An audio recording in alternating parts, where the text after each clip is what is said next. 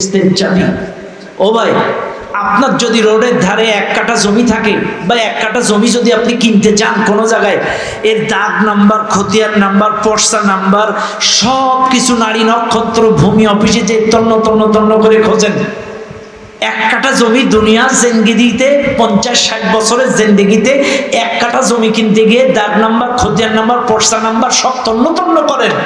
ভাইরে, তাইলে যেই নামাজ দিয়ে আপনি জান্নাতের তালা খুলবেন, তাইলে আপনার ওই নামাজের দাগ নাম্বার, খতিয়ান নাম্বার, পর্সা নাম্বার এটা ঠিক আছে কিনা একটু যাচাই করবেন না?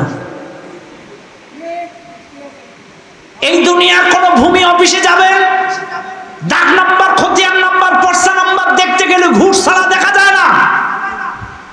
কিন্তু আপনি যদি জান্নাতের ওই জমির পর্সা নাম্বার, দাগ নাম্বার, খতিয়ান নাম্বার দেখতে যান কোন ইমাম সাহেবের কাছে, 1 টাকাও ঘুষ দেওয়া লাগবে না। আপনি যে বলেন, হুজুর আমার ওযুটা ঠিক আছে কিনা একটু দেখেন, আমার রুকুটা ঠিক আছে কিনা একটু দেখেন, আমার সিজদাটা ঠিক আছে কিনা দেখেন, 1 টাকাও কোন ইমাম মুয়াজ্জিনের ঘুষ দেওয়া লাগবে না। কিন্তু কপাল পোড়া মানুষ আজকে নামাজ প্র্যাকটিক্যালি দেখে না। এই রে ভাই, আজকে হাঁটতে হাঁটতে মেম্বারের বাড়ি যাইতে যাইতে জুতার তলা ক্ষয় হয়ে যায়, মেম্বারের বাড়ি যাইতে যাইতে জুতার তলা ক্ষয় হয়ে যায়, অথচ যেই জায়গায় গেলে রিজিকটা বাজেট হয় এই জায়গায় যায় না। ওয়াসজুদ ওয়াকতারিব, সিজদা দাও, আমি আল্লাহর নিকটবর্তী হয়ে যাও, অথচ সেই জায়গায় বান্দা সিজদায় যে আল্লাহর কাছে আরজি পেশ করে না। কত বড় হতভাগা এই জাতি! অবাক হয়ে যাবেন আপনারা। এই জন্য আপনাদেরকে অনুরোধ করব, প্র্যাকটিক্যাল নামাজ শিখবেন।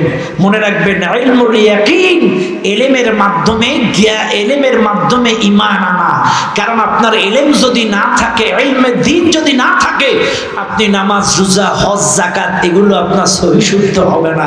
এই জন্য আপনার বাচ্চাকে মাদ্রাসায় পড়ান, আপনার নাতি পুতারে মাদ্রাসায় পড়ান, এদেরকে ইলমে দ্বীন শিক্ষা দেন, তাইলে তারা আপনাদেরকে নামাজ শিখাইতে পারবে, রোজা শিখাইতে পারবে, তারা আপনাদেরকে। শুধু মনে রাখবেন, আজকে কয়জনের পাগড়ি দিলাম? 9 জনকে পাগড়ি দিলাম। ও ভাই, বিশ্বাস করেন, আমরা কিন্তু শুধু 9 জন হাফেজকে পাগড়ি দেইনি, আমরা 9 জন সুপারিশকারীকে পাগড়ি দিয়েছি। 9 জন সুপারিশকারীকে পাগড়ি দিয়েছি। শুনে নেন এলাকার মানুষ, এই হাফেজদেরকে কিয়ামতে আল্লাহ বলবে, তোমাদের কিছু বলার আছে? বলে হ্যাঁ আছে। আমাদের কিছু অপশন দেওয়া লাগবে। কি? আল্লাহ আমাদেরকে কিছু মানুষকে জান্নাতে দেওয়া লাগবে। বলো কাকে নিতে চাও? আমার মা, আমার বাবা, আমার আত্মীয় স্বজন, আমার লজিংম্যান, আমার শিক্ষক, আমার এই মাদ্রাসায় যারা সহযোগিতা করেছিল, যাদের ক্ষুদ্র ক্ষুদ্র দানে এই বোর্ডিং চলেছিল, যাদের টাকায় আমরা এই বোর্ডিং এ খেয়ে পড়ে মানুষ হয়েছি, ওই সকল তাওয়াবিকদেরকেও জান্নাতে দেওয়া লাগবে। হাফেজ সবাই হইতে পারে না, হাফেজ সবাই হইতে পারে না।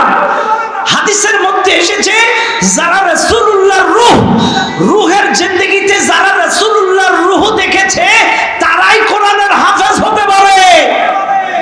আজকে যারা হাফেজ হয়েছে, এরা শুধু হাফেজ নয়, কিয়ামতের দিন এদেরকে বলা হবে, তোমরা পড়ো। 1টা করে আয়াত পড়বে, 1 তালায় তাদেরকে সম্মান দেওয়া হবে। 2টো আয়াত পড়বে, 2 তালায় যাও। 3টা আয়াত পড়বে, 3 তালায় যাও। 4টা আয়াত পড়বে, 4 তালায় যাও। এভাবে 6666 যতগুলো কম বেশি আয়াত নাজিল হয়েছে পড়বে, আর তত তালা বিশিষ্ট জান্নাতের মালিক তাকে বানায় দেওয়া হবে।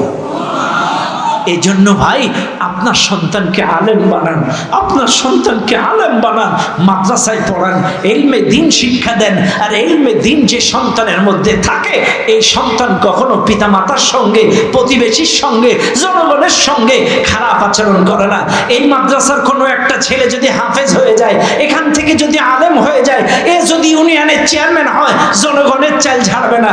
ও যদি টিউনো অফিসের টিউনো হয়, ও দুর্নীতি করবে না। ও যদি ডিসি হয়, দুর্নীতি করবে না। ও যদি এসপি হয়, দুর্নীতি করবে না। ও যদি ভালো আলেম হওয়ার পরে দেশের ভালো পোস্টে চাকরি করে, ও অসৎ কামাই করবে না। কাজে আজ ইলমে দ্বীনের প্রয়োজন আছে না নাই? আরো জোরে বলেন, আছে না নাই? শুনেন, আমার রাসূলকে যখন জিবরাইল আলাইহিস সালাম এসে বললেন, ইকরা, পড়ো, পড়ো, ইকরা, পড়ো, আরে পড়ে তো সবাই, না, রাসূল পড়েন নাই। এবার জিবরাইল বলছে ইকরা বিসমি রাব্বিকাল্লাযী খালাক, পড়ো তোমার প্রভুর নামে। তখন বলছে হ্যাঁ এইবার ঠিক আছে, রবের নামে পড়তে রাজি। কাজে মনে রাখবেন, এই মাদ্রাসায় যারা পড়ে এরা রবের নামে পড়ে, এই জন্য এরা দুর্নীতি করে না, এরা লুচ্চা বাটপার চিটার বাটপার হয় না। আর যারা রবের নামে পড়ে নাই ওরাই যত অকারেজগুলো করে। কথা বলেন ঠিক না বেঠিক? ভাড়া আমার, এই জন্য ইলমে দ্বীনের বিকল্প কিচ্ছু নাই। এখন আসেন কথায় কথা বেড়ে যায়। আমি বলছিলাম ওয়াবিল ওয়ালিদাইনি ইহসানা, মনে আছে আপনাদের? মনে আছে আপনাদের? আল্লাহ পাক বলেন এক নাম্বার আদেশ আমার গোলামি করো, আর কারণ নয়। দুই নাম্বার আদেশ পিতামাতার সঙ্গে সদাচরণ করো। এবার আপনারা বলবেন হুজুর পিতামাতা কারা, আপনি একটু বোঝায় বলেন। আপনাদেরকে একটু বোঝায় যায়, পিতামাতা হলো তারা এই পৃথিবীতে আপনার জ্বালাতন সবচাইতে সহ্য করেছে যারা। পিতামাতা তারা আপনাকে সবচাইতে মহব্বত করে যারা। একটু মিলাইয়া নেন, এই পৃথিবীর মধ্যে মায়ের মতো ভালোবাসা, ফুফুর ভালোবাসা মায়ের মতো হয় না, চাচির ভালোবাসা মায়ের মতো হয় না, দাদির ভালোবাসা মায়ের মতো হয় না, প্রতিবেশীর ভালোবাসা মায়ের মতো হয় না। মা মা মা মায়ের মতো, মায়ের মতো। 9 মাস 10 দিন তোমার মা গর্ভে নিল, 24টা মাস তোমার মা বুকের তাজা দুধ খাওয়ালো। একটা ইট যদি কারোর পেটে বেঁধে দেওয়া হয়, 24টা ঘন্টা ইটটা বেঁধে তুমি খাওয়া দাওয়া ওটা চলাফেরা করবা, অফিস আদালত কোর্ট কাছারি করবা। কোন একটা পুরুষ এই মাহফিলে আসেন, একটা ইট পেটের সঙ্গে বেঁধে 24 ঘন্টা অফিস আদালত কোর্ট কাছারি করবেন? পারবেন আপনারা? পারবেন? 24 ঘন্টা একটা ইট আপনারা রাখতে পারেন না, কিন্তু আপনার মা 9 মাস 10 দিন আপনাকে এই গর্ভে নিয়ে চলাফেরা, খাওয়া দাওয়া, উঠা বসা, রান্না বাড়া সব কিছু আপনার মা চালাইছে। শুধু তা না, শুনে নেন মা কি জিনিস।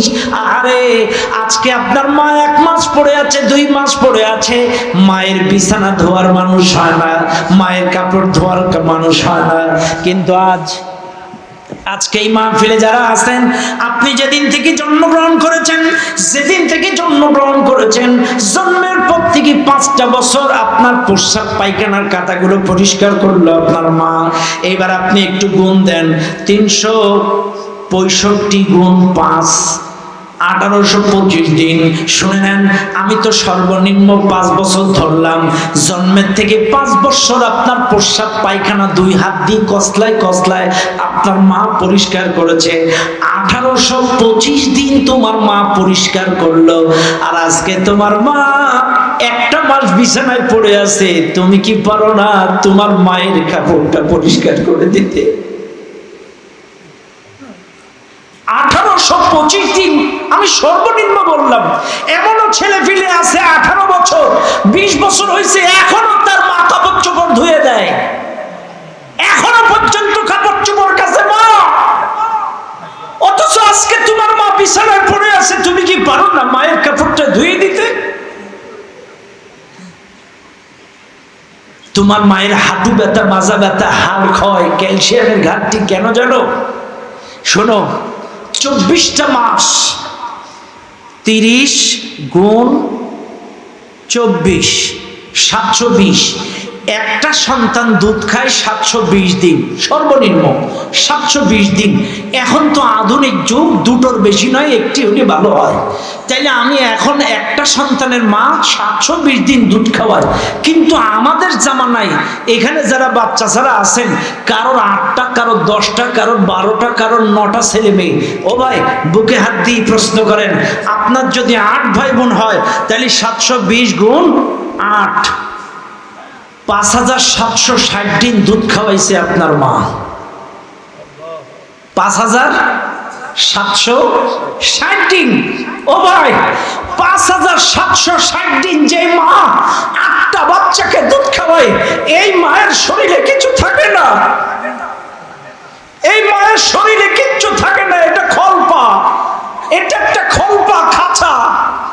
এই জন্য তোমার মায়ের হাঁটু ব্যথা, মাজা ব্যথা, ক্যালসিয়ামের ঘাটতি।